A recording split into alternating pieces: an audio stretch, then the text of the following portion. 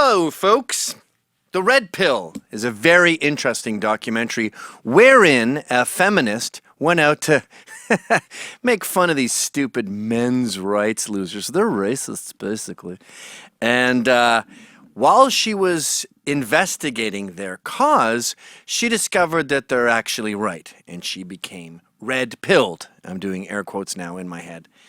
Now, feminists don't like that. Just like Scientologists don't like it when you leave the flock. They want to shame you. So they're pretending, these feminists are pretending that she's evil and the movie is sexist, racist, homophobic, transphobic, and blah, blah, blah. That's all lumped into the same thing. In fact, you see this at the beginning of the trailer for the movie. Check this out. I have been working in this area advocating for the rights of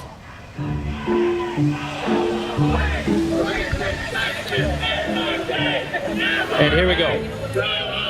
Racist, sexist, homophobic, got to go.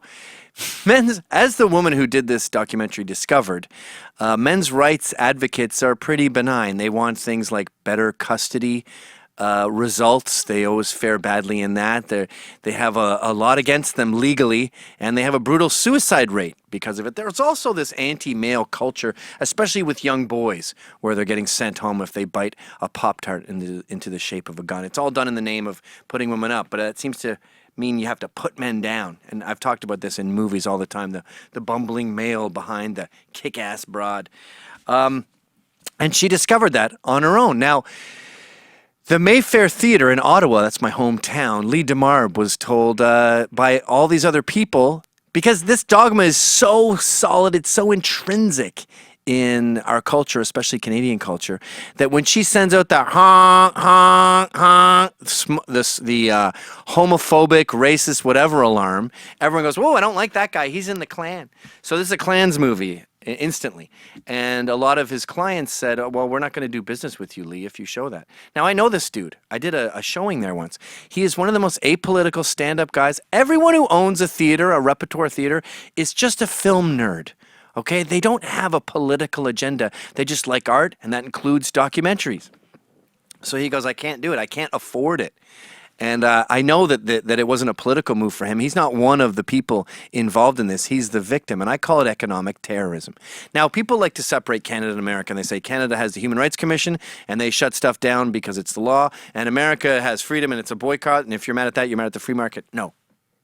This is the culture in both countries. In the entire Western world, we have this culture of censorship, this culture of fascism that is not unlike extremist Islam. I mean, this woman who shut it down, Julie Lalonde, she hasn't seen the film. The same way with the Satanic Verses, they hadn't read the book. So it's a dogmatic fascism that's almost religious, and it's very effective. These shrill banshees that go in and wreck your place of work until you can't do your job anymore. That, to me, is the same as the state doing it. I don't really care who's carrying the truncheons. If they're wrecking freedom, then they're wrecking our society.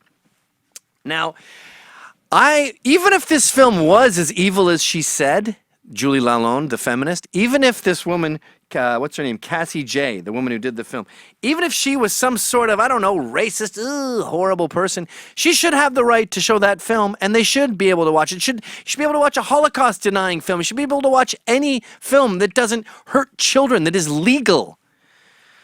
And the left has been doing this forever. Frack Nation. Do you know what that film is basically based on? It's predicated on the shock and horror of lighting your tap water on fire. That happens all the time where there's naturally occurring methane, and it has since we've had tap water. That's how Burning Springs got its name. The water's always been flammable. It's weird, it's freaky to the rest of us, but it's perfectly natural. Or An Inconvenient Truth, where he basically got the dates wrong and got the cause and effect backwards. That movie was allowed to go. It was allowed to spread propaganda. It's arguably changed legal precedents, and it was factually incorrect. We let that go. Michael Moore's entire repertoire is based on starting with the conclusion and then cramming facts into there. More guns must be more crime. That must be the cause of all of this. So I'll just keep ramming facts in there. Remember, he met Charlton Heston at the end of one of them, and he goes, what's going on with America? Why is there so much crime? And it must be guns. And he goes, well, a lot of the areas you're talking about have a high black population. And he went, uh-oh, racist. That was the end of the movie. Charlton Heston dies soon after that. Yeah, we nailed it. We got our conclusion. So there's all kinds of flawed documentaries. This isn't one of them. This is what true journalists should do. You set out with no agenda and you don't end up where you thought you would. Well, we don't tolerate that here in feminazi fascist land, and you don't have the right to watch this film if you're in Ottawa, or I don't know what other theaters are going to be shut down by these Nazis.